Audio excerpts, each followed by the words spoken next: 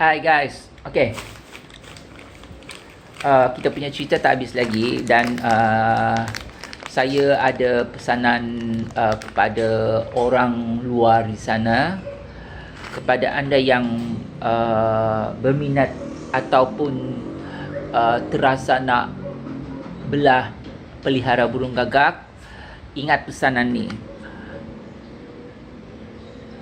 belah burung gagak bukan senang, tapi kalau tahu cara dan menjaga burung gagak tu dengan baik,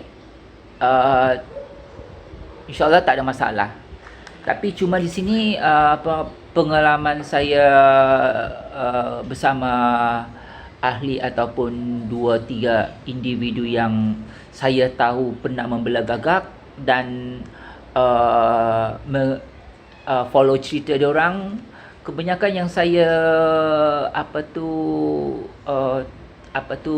tafsir ataupun faham daripada mereka, kebanyakan mereka ni just orang kata hangat-hangat tai ayam. Sebab dia nampak member dia belah, dia pun nak ikut. Okey, orang tengok burung gagak ni macam senang, tapi sebenarnya dia adalah ada satu cabaran yang korang kena tahu. Contohnya dia suka buat semak, mess. Dia suka buat bunyi bising. Okey, bunyi adalah nature mereka. Kuat, low, itu nature mereka. Dan kita sebagai yang pembelah, kita kena terima benda tu. Kita boleh latih burung gagak, tapi kita tak boleh ubah burung gagak tu ikut cara kita. Dan yang paling penting, korang kena faham yang gagak ni dia ada dunia dia sendiri. Dia kadang-kadang dia mengajar kita sesuatu dan kadang-kadang dia belajar daripada kita. So katalah korang nampak video yang saya share, oh dia belah burung gagak, hebatnya dia. Ya, sebab saya dah belah lebih 5 tahun. So saya tahu dia punya pro and cons. Tapi kepada korang yang baru ni, jangan ambil mudah. Sebab dia ada satu peringkat di mana perubahan hormon, perubahan karakter, perubahan bunyi dan sebagainya yang korang kena faham. Dan body language, dia punya tone language bunyi dia. So benda-benda ni korang kena faham. Bukan just belah macam, oh aku nak belah gagak, dan letak dalam kandang. Dan lepas tu, oh bila gagak tu buat bunyi, kau rasa rimas dan sebagainya. So benda-benda macam ni kau kena telan, kau kena terima. Okay. So itu sebabnya saya sebenarnya bila dapat tahu benda-benda macam ni yang mereka alami, pada saya normal sebab saya dah lebih daripada tu. Tapi pada mereka yang baru, pada korang macam, kenapalah burung gagak ni bunyi macam ni, menakutkan, malam pun dia buat bunyi dan sebagainya. So benda-benda macam ni kau kena faham. Kau kena faham sebelum kau belah. Maksudnya sebelum kau mula untuk dapatkan anak suap. Sebab bila kau dah belah anak suap burung gagak, dia umpama macam lifetime partner kau. Kau kena belah macam seumur hidup. Tapi ramai orang tak sampai tahap tu. Ada yang saya tahu kebanyakannya tak sampai pun 2 tahun, tak sampai pun setahun. Dan last bila kita tanya, oh dah terlepas, dah pergi cari partner. Itu normal. Memang nature burung gagak macam tu. Tapi kalau kita ada bond dengan kita punya burung gagak macam seperti saya, Tak ada masalah sebab saya dah terima seadanya nature diorang, bagaimana diorang hidup, bagaimana diorang curi makanan dan sebagainya. So saya dah faham. Pada korang benda-benda macam ni sebenarnya korang akan lalui 1 2 3 1 2 3 1 2 3. Alright. Cek.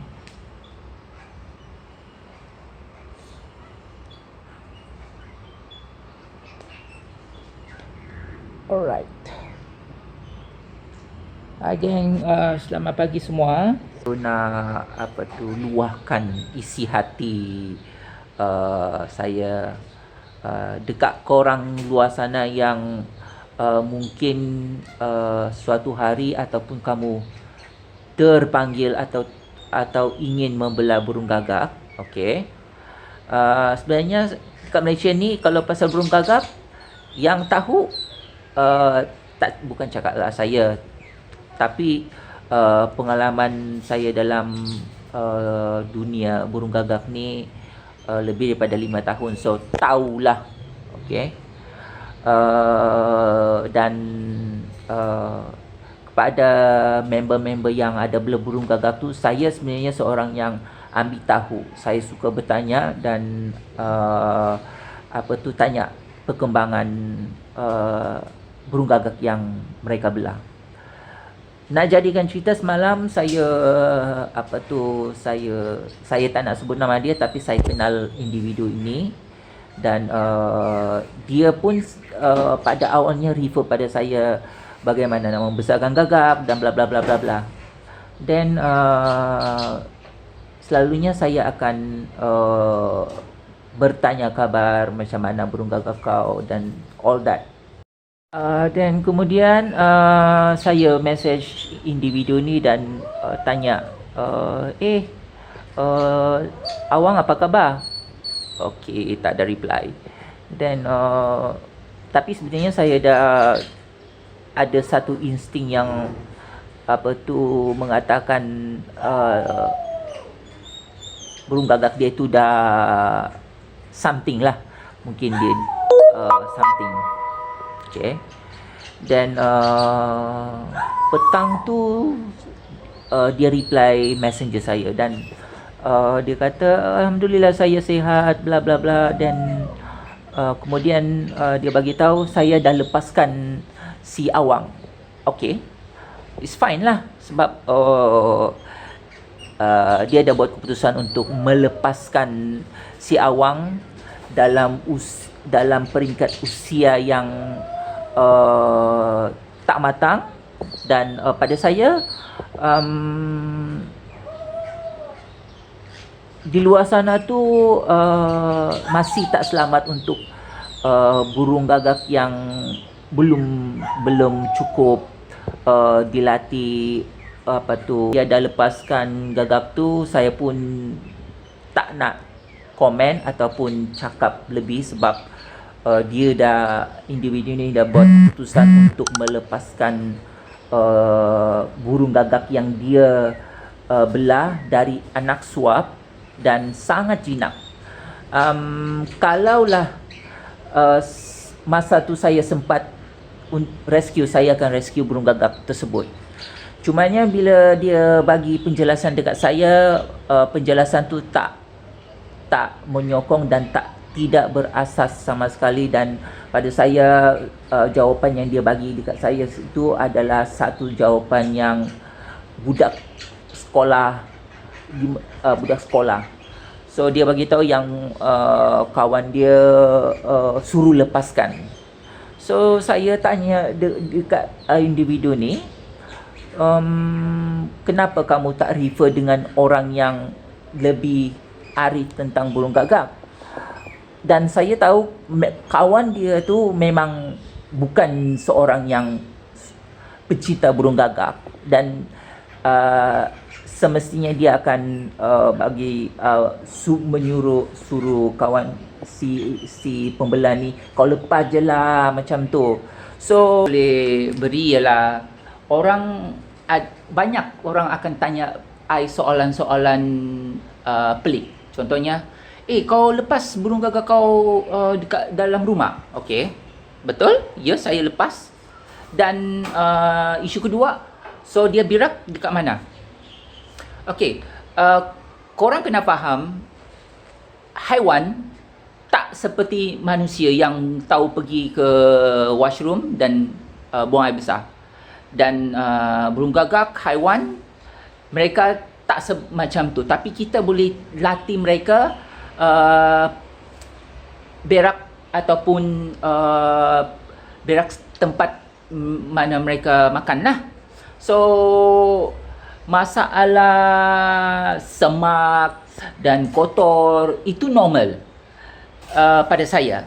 Sebab kau kena faham satu benda, bila kau bawa nature ataupun burung gagak tu hidup dengan kau, benda-benda ni dia akan berlaku. So ramai yang selalu macam kata dekat I, pengotor lah, apalah, apa semua tu. So pada saya, kalau kata anda tak boleh compromise benda tu, then jangan bela burung gagak. Simple as that. Sebab pada saya lebih suka mereka bebas. Saya tak nak, kadang-kadang lah saya letak mereka dalam kandang.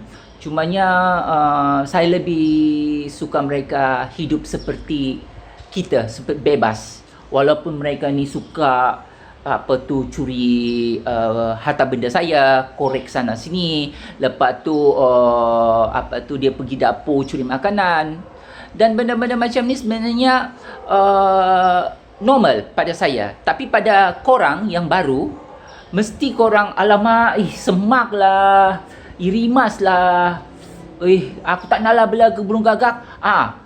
Tambah pula bila orang yang tak tahu pasal burung gagak ni pergi pula cakap, kau lepas je lah burung gagak tu. Okey, kau dah buat keputusan untuk belah. So bila engkau dengar orang